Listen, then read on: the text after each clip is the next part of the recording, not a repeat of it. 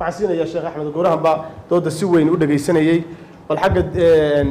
دين الإسلام كيورين عشرة عدد محمد أحمد كورن أرين كان يقول هذا وحويا وتعدي فربض ردي دمر كترسانيان أنا وحن ما كان قيمة فربض سمية لأن هذا سمية فربض مدور كسر ما نجح حاسي نجح لنا عودات كوسا توري ينجح وضيق حافظ أما كابقبي كوسا توري أما نجح كوسا توري حساب تيجي سياسيين صدق هذا نجح بعض دمر كودا العي علماء ونفس وحي هذا رجع حنون بها يصل إلى تشينوفوبيا رجع وحى كوب بدل حنون عقدة دمر علماء waxay leeyihiin علماء nafsi marka rag waxay u baahan yihiin baan leeyahay horta in laga daweeyo cudurada dumarka wada buuxisay wadaadkii laga soo daweeyo siyaasigii laga daweeyo kaaba qabiilkii sultaankii laga soo daweeyo si ay si niyasamiya oo ay ugu jirto dumarka ay ugu naxariisanayaan in ku qaabilno markaan u imaadno xagga diinta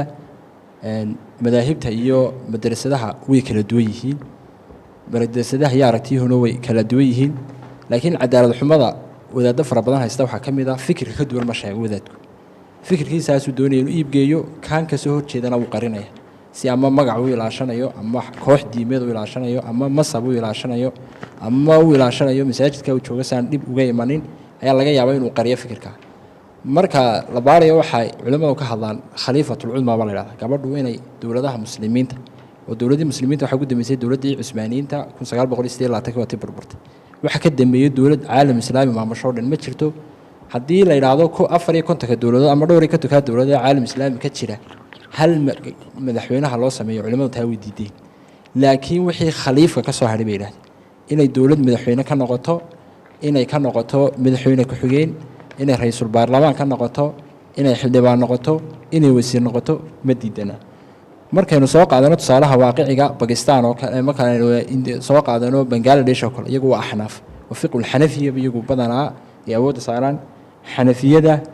iyo ninka loo yaqaano ibn Hazmi oo kale culimada waqtiga nool imaam Ghazali waa garanaysan Sheikh Maxamed Ghazali sheekha kale hadda nool Sheikh Yusuf Qardaabi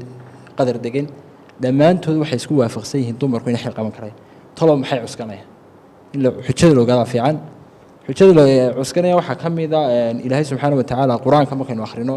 quraanka marka la akhriyo waxa fiican qofku indha soo jeedan ku akhriyo indha caadifadeysan indha dumar neceb hadad ku akhrido waxa laga yaabaa inaad quraankii meelihii inaad soo qaadato ma laga yaabaa meelaha dumarka malaha isleedahay waad ku dhaadhicin karaysaa laakiin qofku markuu quraanka qaabilayo qalbi fayow oo uqdadii xiqdi ku jirin waad ku qaabisho Ilaahay subhanahu wa ta'ala wuxuu leeyahay wal mu'minuuna wal mu'minaat ba'duhum awliyaa'u ba'd ragga mu'miniinta ya dumarka mu'minaadki barbarka kale maxay maamul muumin ninka muuminka gabadha uu maamuli kara gabadha muuminadiina ninka way maamuli karaysaa taa wax laga qaadanay baa leeyahay gabadhu inay ninkii maamuli karto ninkina uu gabadhi uu maamuli karo waxyaabaha cajiibka badan waxa kamid ah in fara badan laga qariyo waqtigii nabiga kaleey salaatu wasalaam gabadh la yiraahdo Samra bint Nuhayl al-Asadi ayaa nabiga kaleey salaatu wasalaam wuxuu u magacaabay suuqa magaalada Madiina inay ka shaqeyso gabadhaasi waxay qaban jirtay khaladaadka iyo gafafka dadka wax iibsanaya ay sameeyaan bisixi jirtay waliba waxay lahayd gabadhaasi